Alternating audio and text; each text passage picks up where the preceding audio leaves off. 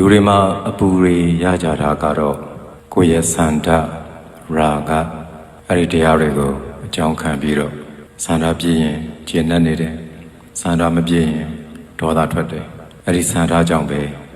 မာနတွေကထောင်ရထောင်တယ်တမတ်ဆွဲလန်းပြီးတော့ရရင်ကျဉ်တ်တယ်မရရင်ဒေါသထွက်တယ်အဲ့ဒီရရှိမှုမရရှိမှုနဲ့ပတ်သက်ပြီးမာနတွေထောင်လွှားတယ်ခဏတာအချိန်ကို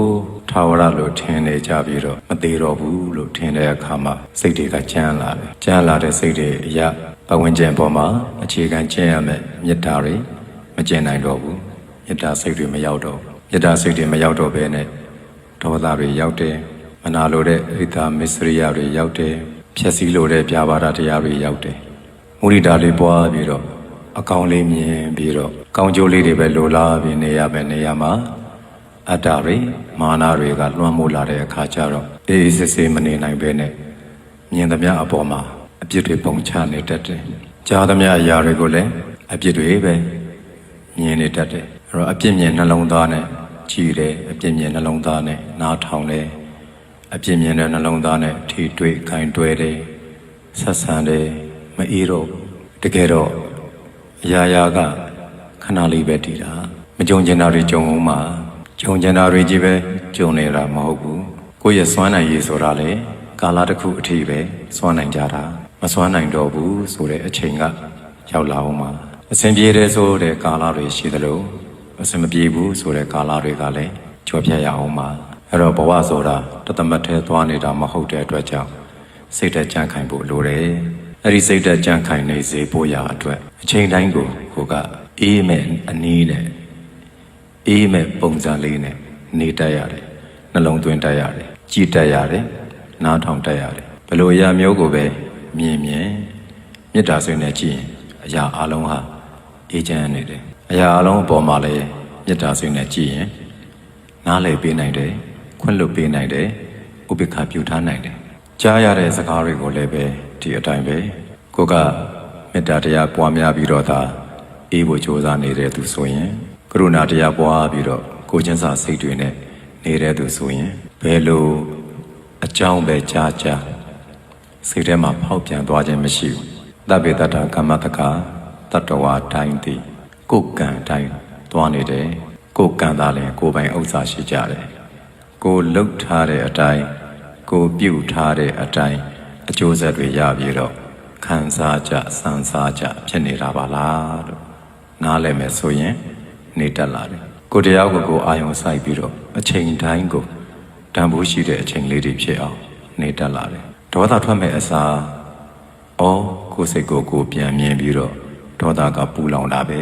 အဲ့ဒေါသဖြစ်မဲ့နေရာမှာမေတ္တာရအောင်ပွားမယ်ချက်ချင်းပြောင်းပြန်မေတ္တာပွားလို့ရအောင်ဒေါသနေရာမှာအစားထိုးလိုက်သူကအေးခြင်းပဲမပူလောင်ခြင်းဘူးအေးခြင်းတဲ့သူကတော့ကိုယ့်ရဲ့နှလုံးသားကိုပဲ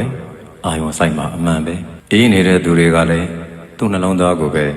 အာယုံစိုက်နေကြလို့အေးကြတာပြင်ပကို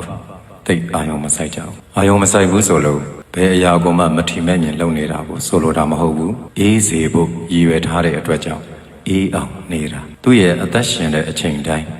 တန်ဖိုးထားတယ်သူအသက်ရှင်တဲ့နေ့တိုင်းကိုတန်ဖိုးထားတယ်သူ့ရဲ့အသက်ရှင်နေတဲ့မိနစ်လေးတွေစက္ကန့်လေးတွေကိုအာကုသိုလ်နဲ့ညစ်ထေးမသွားစေခြင်းဘူးကုသိုလ်နဲ့သာဖြူစင်နေစေခြင်းတယ်ဘယ်လိုအရာမျိုးတွေပဲကြုံရဘလောက်ပဲဆိုးသူ့နှလုံးသားကိုသူမြင်အောင်ပြန်ကြည့်တယ်ညစ်တော်မယ်ကြမ်းတော်မယ်ဆိုရင်သတိထားမိပြီးတော့မညစ်ရမကြမ်းရအောင်မေတ္တာနဲ့အစားထိုးလိုက်တယ်ကိုချင်းစာစိတ်နဲ့အစားထိုးလိုက်တယ်ဝမ်းမြောက်ပေးသောမုဒိတာတရားနဲ့အစားထိုးလိုက်တယ်ဆိုးလာတယ်ဆိုရင်လည်းဥပေက္ခပြုနိုင်အောင်မသိသလိုနေလိုက်တယ်မကြားသလိုနေလိုက်တယ်မမြင်သလိုနေလိုက်တယ်ကိုနေလိုက်နိုင်ရင်ကိုအေးတာပဲသူပူတာကသူ့အကြောင်းသူကသူ့ကံအတိုင်းသူသွားမဲ့လမ်းကလမ်းကြောင်းတစ်ကြောင်းကိုကကိုယ်ကံအတိုင်းကိုသွားမဲ့လမ်းကလမ်းကြောင်းတစ်ကြောင်းကိုသွားမဲ့လမ်းကိုဖောက်တတ်ဖို့ပဲအရေးကြီးတယ်ဒီအချိန်ဟာကိုပိုင်တဲ့အချိန်သူများပိုင်တာမဟုတ်ဘူးကိုပိုင်တဲ့အချိန်ကိုယ်တိုင်ဖြူအောင်လုပ်ရင်လည်းရတယ်မဲညက်သွားအောင်လုပ်ရင်လည်းရတယ်အဲ့တော့ကိုယ်စိတ်ကအဓိကပဲကိုယ့်ရဲ့နှလုံးသွင်းကလည်းအဓိကပဲဘယ်လိုအရာမျိုးကိုမှတတ်မှတ်ခုံမင်ဆွဲလန်းပြီးတော့မပြောမိစေနဲ့မလုံးမိစေနဲ့ ထာဝရမှန်နေတယ်ဆိုတဲ့တရားသစ္စာ၄ပါးတရားပဲရှိတယ်ကျန်သောအရာတွေကဒီနေ့ဖြူရင်နောက်နေ့မဲသွားတတ်တယ်ဒီနေ့မြင့်ရင်နောက်နေ့နှိမ်သွားတတ်တယ်ဒီနေ့ချစ်ရင်နောက်နေ့မုန်းသွားတတ်တယ်ဒီနေ့အနားမှာရှိရင်နောက်နေ့ကိုယ်ကိုထားခဲ့တတ်တယ်ဒီနေ့ပိုင်ဆိုင်ထားရင်နောက်နေ့ဆုံးရှုံးရတတ်တယ်အဲ့တော့ထာဝရမှန်မနေကြဘူးဖောက်ပြန်နေကြတာအဲ့ဒါတွေကိုမတည်မြဲသောအရာတွေပေါ်မှာယက်တည်နေပြီးတော့အဲ့ဒီမတည်မြဲတဲ့အရာတွေကိုတက်မှတ်ဆွဲလန်းနေတော့အမြဲဘူးဆိုတဲ့အရာကပြောင်းလဲသွားမှာဖောက်ပြန်သွားမှာပဲဖြစ်တဲ့အတွက်အဲ့ဒီပြောင်းလဲဖောက်ပြန်တဲ့နေ့မှာကိုယ်ပဲအကုသိုလ်တွေပွားလာရတတ်တယ်ဒါကြောင့်မလို့အသက်ရှူတဲ့ကာလတိုင်းအသက်ရှင်နေသေးတဲ့အချိန်တိုင်းမှာအကုသိုလ်နဲ့ညစ်မသွားစေအောင်ဂရုစိုက်ရတယ်ကိုယ်လုံးနိုင်တာလေးတွေစူးစမ်းပြီးတော့လုပ်ပေးသွားရတယ်ကိုယ်ဒီလောကအတွက်မွေးပြန်တော့ဗန်တပွင့်သာဖြစ်စေရမယ်လူတွေအတွက်အန္တရာယ်ရှိသောအစိတ်အတောက်မဖြစ်စေအောင်ကိုယ်ဒီလောကအတွက်အာဟာရတစ်ခုသာဖြစ်စေရမယ်လူတွေအတွက်ဘေးဥပတ်ဖြစ်စေသောအစာအသောက်မျိုးမဖြစ်စေအောင်ကိုယ်ကြောင့်လောကကตายရနေရမယ်လှပနေရမယ်ကိုယ်ကြောင့်လောက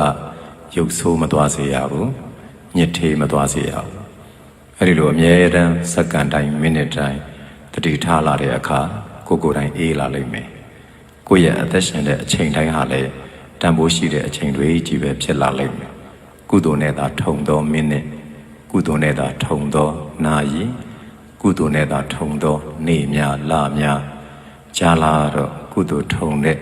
လူသားတစ်ယောက်ဖြစ်လာလိမ့်မယ်ပြစ္ဆုတ်ပံတမလွန်ကောင်းကျိုးတွေဟာမတောင့်တပဲရတော့မယ်ဒါကြောင့်မလို့ကဘာသူကဘာသားအပေါင်းကုသိုလ်စိတ်ကလေးတွေသာအမြဲပွား၍ကိုယ့်ရဲ့အချိန်တိုင်းကိုတန်ဖိုးရှိတဲ့အချိန်တွေဖြစ်အောင်လုပ်နိုင်ကြပြီးတော့အေးချမ်းမှုကိုရရှိပါစေလို့ဆုတောင်းပေးတယ်အားလုံးအေးချမ်းပျော်ရွှင်အောင်မြင်ကြပါစေ